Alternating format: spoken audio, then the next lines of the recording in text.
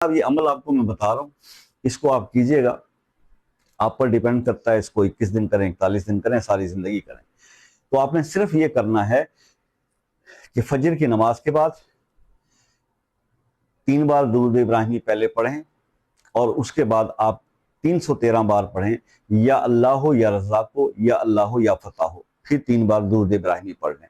ایک حصہ ہو گیا عمل کا۔ دوسرا حصہ اسی کے ساتھ پھر آپ نے 11 بار درود ابراہیمی علیحدہ سے پڑھنا ہے، اور اس کے ساتھ پھر 11 مرتبہ سورہ قریش پڑھنی ہے، اور پھر 11 مرتبہ درود ابراہیمی پڑھنا ہے۔ اس طرح سے آپ نے 2 عمل کرنے۔ اب میں اس کی ترتیب اپنے جو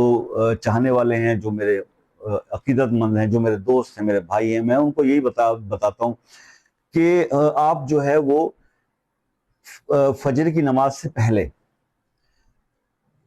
یہ یا اللہ ہو یا رزاق ہو یا اللہ ہو یا فتح ہو، یہ 313 دفعہ پڑھ لیں، اب اللہ کے 3 بار درود شریف، اور